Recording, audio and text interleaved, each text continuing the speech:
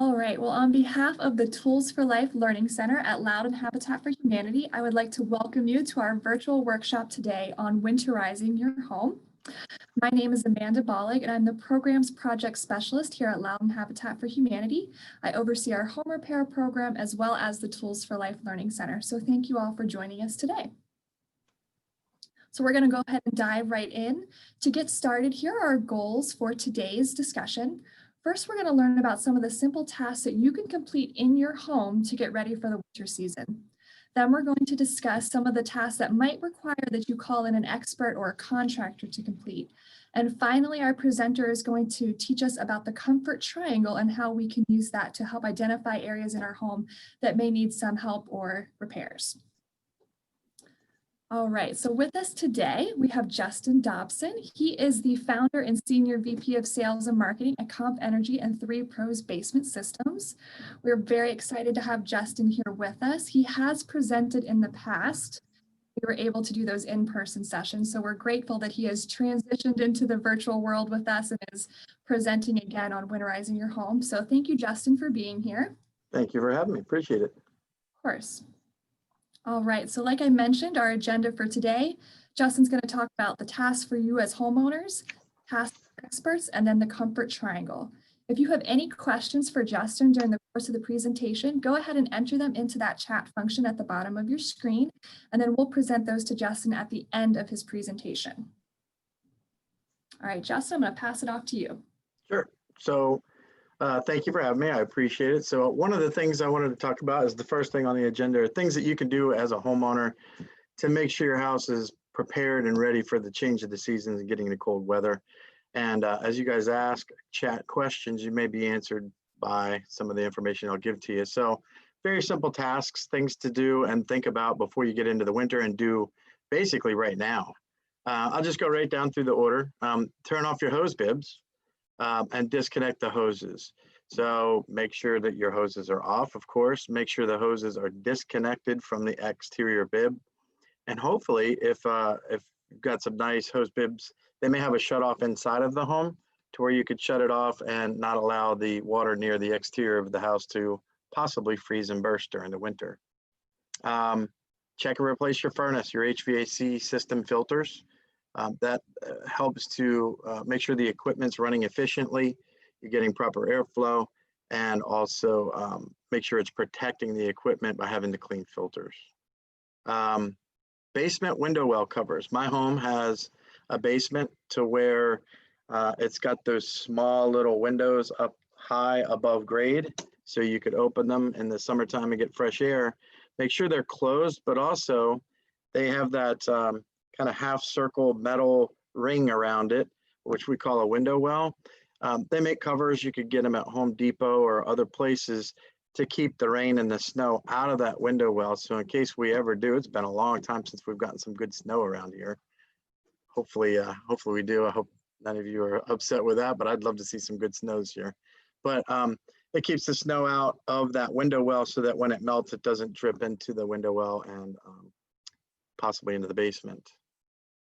This sounds ridiculous that I've got to tell people this, and it sounds really crazy, but we literally had our sales meeting this morning here, and 3 of our salespeople encountered this this week. Close your windows and make sure they shut and lock properly. We get calls for people who say, oh, this room is freezing in the winter. It's always freezing. And we get there and the window's open by this much. And what I mean by that is a double hung window. If you're looking at this picture, is what they call a double hung window, where the bottom sash you can lift up and the top sash you can lift down. Most people lift the bottom sash up in the summer or spring or fall when they want fresh air. When they push it down, it will have the tendency to pull that top sash down. So it leaves you a gap of about 1 inch or 2 across the top. And you spin that thing around, you think you've locked it, and you haven't. You've locked it into the open position. So make sure you're not pulling that top sash down when you pull the bottom sash down too. Lead to a lot of heat loss and discomfort and such. Adjust the ductwork dampers for cold weather operation. The picture that you see here is one of the handles of a damper for a ducting system. It would probably take me 5 or 10 minutes alone to describe how to do this. Ask your HVAC technician or do some Google search. Basically, there's a damper in there that allows you to switch the direction of the air to be able to force more cold air upstairs in the summer, hot air downstairs in the winter because heat rises. So adjust those dampers and get ready for the situation in the season. Check and clean all your walk-up stairs drains. So those people have a walkout basement that you may walk out and then walk up to a set of stairs. They got that drain at the bottom. Make sure it's clean of leaves and other debris. So if you get some heavy rains or snow, when it melts, it doesn't come leaking into your basement. Also a great time to check smoke detector batteries. I know that really doesn't have much with winterization, but their fire departments always talk about the holiday season, Thanksgiving, Christmas, and other holidays near the end of the year. Lots of different fires that are happening. So check your smoke detector batteries. Check the caulking and weather stripping around the exterior doors and windows. So walk around outside. If they're too high in the air, maybe open the window and just peek your head out and check and see if there's any wood rot or caulking that may need to be replaced. And check and close the vents to your crawl space. I've got a whole feeling on the building science of vented crawl spaces, but if you do have a crawl space and it happens to be vented, they have the little vents on the exterior of the house that allows ventilation of that crawl space, which is bad to begin with, but in the winter you want to make sure that they're closed. That'll help to keep the cold air from getting into that crawl space beneath the floors and making the floors cold, pipes freeze, and so on and so forth. And then close fireplace dampers when they're not in use. Many of the new homes have gas fireplaces, so this is really not an issue. But if you're like me, I've got an old home and you want to make sure your fireplace dampers are closed so you're not releasing all that hot air out through the chimney and wasting it. And it also goes for if you do have a fire in your fireplace over the winter, don't forget to get up the next morning and close that damper so that you don't go a week or two and forget it. So these are some simple things that you can do as a homeowner to just kind of go through and walk around your house, maybe take an hour out of your day and just check all these things. It won't take very long to check all these things and make your house ready for the winter time. So now, when would you call in an expert? So to follow our agenda, those are things you can do at home. Tasks for the experts. The first thing I'll tell you is if you ever start to do something and you start to question yourself, I hope I'm doing this right, or I don't know what to do, call an expert. Don't hurt yourself. Don't do anything to damage the house, but simple things like servicing the furnace or heat pump, heating and air conditioning systems to make sure they're running at peak efficiency are great ways to maximize the energy efficiency and keep your energy bills low. Water heaters, any plumbing like that, have the experts come check that out. So things you can do at home, things you do in the expert, what you do as expert, and then just a little bit about what I call the comfort triangle. This is what we do at Comfenergy, and this is by no means a advertisement for us, but comfort triangle, what I want you to imagine is the house that you live in as a box. You live in this box, and you want it to be comfortable, and you need three things. If any one or more of these three things have a problem, it will manifest itself into a comfort, an energy, or indoor air quality issue. And the first of those things is the heating and air conditioning. Obviously, if it's not producing heat or air conditioning, you're going to be uncomfortable. But the idea of it is it makes hot and cold air. The second piece is the ductwork in the bottom right there. The ductwork is what transfers these, what I call basketballs or cubic feet of air from where they were originating at the HVAC system to maybe the upstairs bedroom or the kitchen or the living room. So the ductwork needs to be sealed. Is it sized right? Is it routed right? Is it connected or is it disconnected? Is it insulated properly? And then once you get those basketballs to where they need to be, we want to keep them in the house as long as possible, which is what we call the building envelope. Building envelope is separating inside from outside the house. So things like walls, windows, doors, attics, crawl spaces, basements. What we do at Comfenergy is come in and help you analyze the ductwork and the building envelope to make sure that the house is ready for winter, making sure that you get the best of your comfort of your home energy efficiency and indoor air quality as well. So that's something that we teach people called the comfort triangle. And I think that's it. So summing it up, there's many things that you can do as homeowner. There's probably many other things that you can do. Is this your line, Amanda, or is this Go me? for it. All right, cool. I don't want to step on your toes. But there's also some things that you want to make sure you hire a professional. You can do them improperly and really make things worse instead of better. And then last but not least, now that you understand the comfort triangle, you can understand how better to make sure your house is comfortable, energy efficient, and healthy by just thinking about, hey, am I getting the basketballs where they need to go, and are they staying there? So. Perfect. Well, thank you, Justin, for all that wonderful information. We do have some questions in our chat box. Sure. First question is, one of our viewers wants to know, what is the best way to winterize their windows?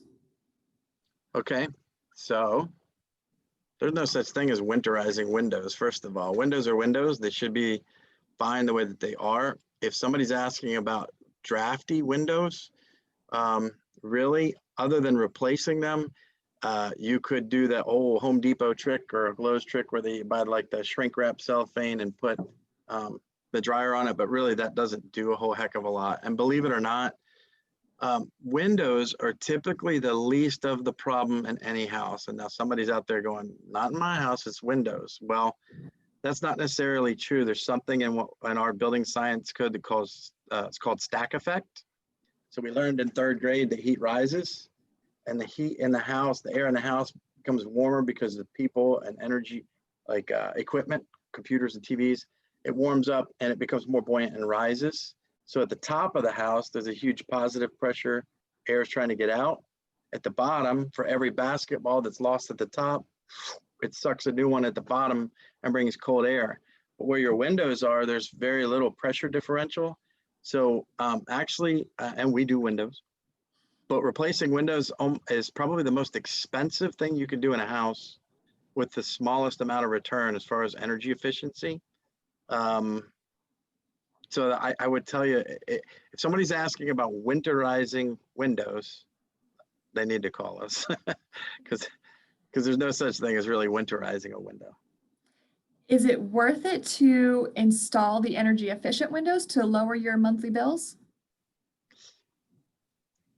Not as much. Your return on investment for replacing the windows in a home, most homes replacing all the windows in a house are $30,000 or $40,000, and the effect that has on your utility costs is very minimal because of the premise of stack effect. Like I said, where the windows are, there's not a lot of pressure differential between inside and outside. So believe it or not a lot of air passes through.